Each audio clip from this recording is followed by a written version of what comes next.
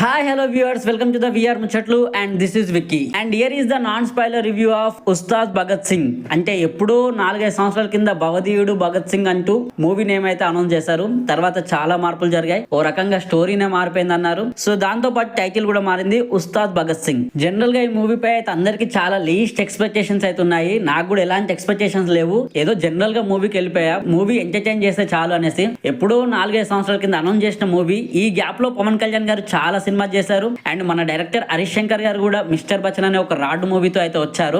So చాలా gap తర్వాత movie అయితే వచ్చింది. రీసెంట్ గా పవన్ కళ్యాణ్ గారి మూవీస్ లో జీరో ఎక్స్పెక్టేషన్స్ ఉన్న మూవీ అయితే ఇదే అని చెప్పాలి.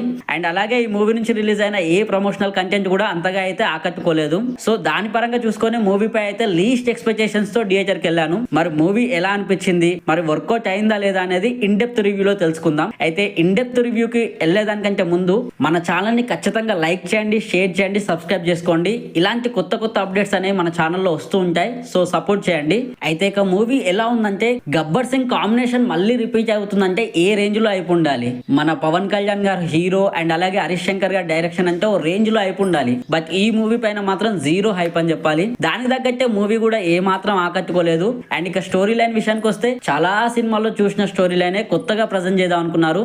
బట్ అక్కడ సక్సెస్ అవ్వలేదు.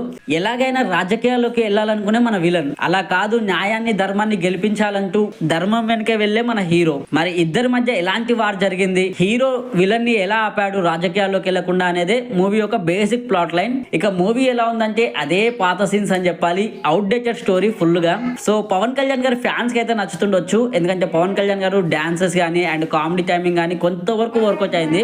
బట్ మొత్తానికి థియేటర్ లో మనల్ని కూర్చోబెట్టి అంత వర్తుందంటే మాత్రం వర్త్ అయితే కాదని చెప్పాలి. అండ్ శ్రీలీల అండ్ ఇంకా రాశి ఖన్నా గారి యాక్టింగ్ స్కోప్ కూడా ఏమంత లేదు. అండ్ అలా క్యారెక్టర్ కూడా అంత ప్రాధాన్యత ఏం లేదు. ఇలాంటి మూవీస్ లో ఈ రేంజ్ కి ప్రాధాన్యత అంటూ మనం ఏం ఎక్స్పెక్ట్ చేయమనుకో, మనం ఎక్స్పెక్ట్ చేసినట్టే వాళ్ళకు కూడా ప్రాధాన్యత ఏమాత్రం లేదు. ఇక సాంగ్స్ కూడా అంతగా ఆకట్టుకోలేదు. ఎందుకో తెలియదు, దేవిశ్రీ ప్రసాద్ గారు అయితే అంత బాగా న్యాయం చేయలేకపోయారు. అండ్ అలాగే కొన్ని యాక్షన్ బ్లాక్స్ అయితే బాగున్నాయని చెప్పాలి.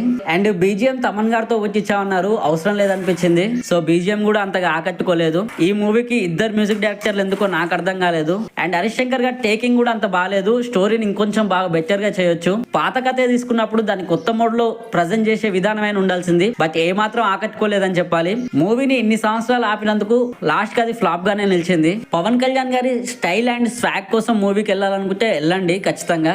సో పవన్ కళ్యాణ్ గారి నెక్స్ట్ మూవీ ఏది ఉంటుందో కూడా తెలియదు. ఫ్యాన్స్ కి మూవీ అయితే ఎంతో అంత నచ్చుతుండొచ్చు. ఎందుకంటే పవన్ కళ్యాణ్ గారు అక్కడక్కడ కామెడీ ట్రై చేశారు అండ్ కొద్ది వరకు డాన్స్ కూడా ట్రై చేశారు. సో ఖచ్చితంగా ఫ్యాన్స్ కి నచ్చుతుండొచ్చు. ఎంత ఫ్యాన్స్ అయినా సరే ఇది ఓల్డ్ స్టోరీ అని చెప్పాలి.